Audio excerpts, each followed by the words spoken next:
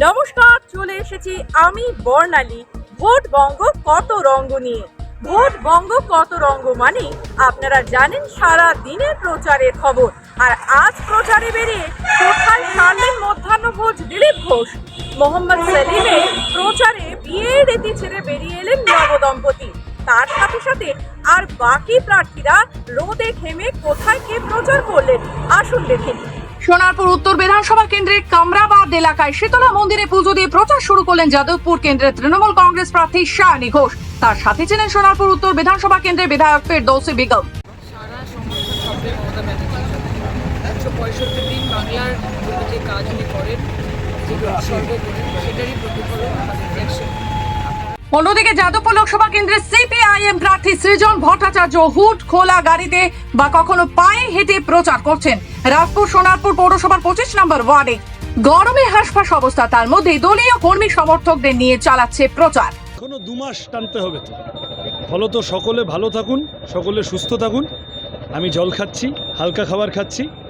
অনেক সময় আদরের আতিশয্যে হালকা খাবার সবটা হচ্ছে না, কিন্তু চেষ্টা করছি এবং মাথা ঠান্ডা রাখছি। মানুষের সাথে কথা বলতে গেলে, রাজনীতি করতে গেলে মাথা ঠান্ডা রেখে বিভিন্ন সমস্যার সমাধান করতে হয়।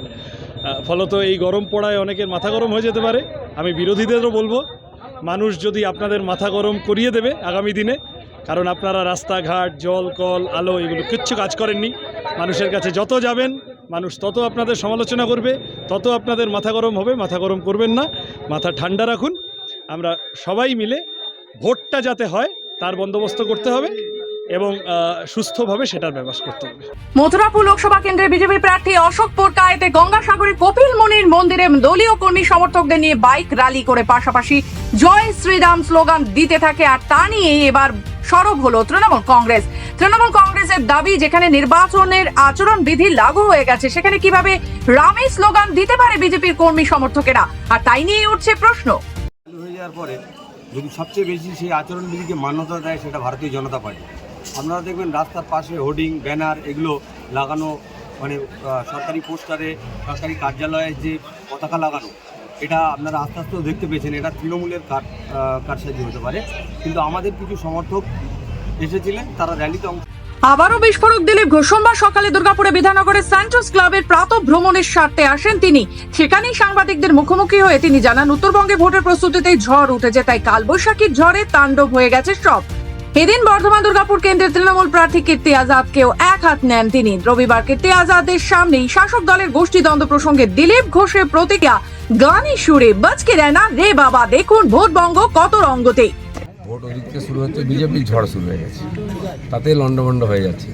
দেখুন, এই সময় কালবৈশাখী হয় স্বাভাবিক, এটা কিন্তু উত্তরবাংলায় এই ধরনের কালবৈশাখী আমরা প্রথম দেখলাম, আর খুব ভয়ঙ্করই হয়েছে। আশা করবো ভুলও হতাহত হয়েছেন, মারাও গেছেন। আমার মনে হয় আবহাওয়া এবারে এত খারাপ চলছে, ডিসেম্বর মাস থেকে দেখছি প্রতি 10 দিন অন্তর বৃষ্টি হচ্ছে, আবহাওয়া শরীরও খারাপ হচ্ছে।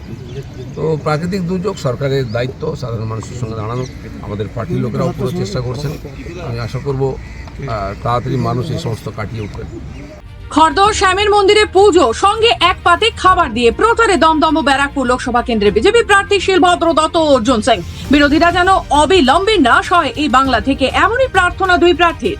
ঠাকুর কাছে তো একটাই কামনা আমরা করি, যাতে অসুর শক্তিকে নাশ করতে পারি। অসুর শক্তি নাশের জন্যই আমরা এখানে ঠাকুর কাছে উপস্থিত হয়েছি। শ্যাম মন্দিরের অনেক প্রভাব, অনেক এনার্জি আমরা অনুভব করি। পাড়ার কালী মন্দিরে নিষ্ঠা ভরে পুজো দিয়ে মনোনয়ন পত্র জমা দিতে বালুরঘাটে গেলেন দক্ষিণ দিনাজপুর জেলা তৃণমূল কংগ্রেসের বর্ষীয়ান নেতা এবং জেলার ভূমিপুত্র, গঙ্গারামপুর শহরের দুর্গাবাড়ি পাড়ার বাসিন্দা তথা রাজ্যের ক্রেতা সুরক্ষা দপ্তরের মন্ত্রী বিপ্লব মিত্র। তিনি বালুরঘাট 6 নম্বর লোকসভা কেন্দ্রের তৃণমূলের প্রার্থী বিপ্লব মিত্র। সোমবার সকালে তিনি পাড়ার কালী মন্দিরে পুজো দিয়েই রওনা হন মনোনয়ন পত্র জমা দেওয়ার উদ্দেশ্যে। আজকে তো আমাদের নমিনেশন ডেট ফাইল করার পরিকল্পনা আছে, বালুরঘাট যাব।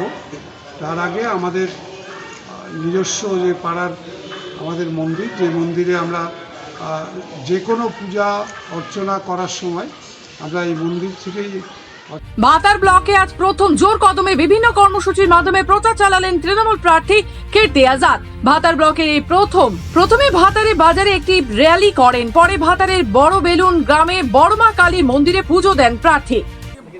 भगवान से मांगा नहीं जाता है, भगवान आशीर्वाद देते हैं। आपके मन में श्रद्धा, सच्चाई, ईमानदारी और शुद्ध अंतःकरण से प्रार्थना करना चाहिए। बाबा अपने आप फल देते हैं। माँ भगवती, माँ काली, माँ दुर्गा अपने आप प्रसन्न होकर के आपको आशीर्वाद देते हैं, महादेव भी देते हैं। পর্যন্তই আবার ফিরে আসবো নতুন প্রচারের গল্প নিয়ে আগামীকাল। চোখ রাখুন, দেখতে থাকুন ভোটবঙ্গ কত রঙ্গ।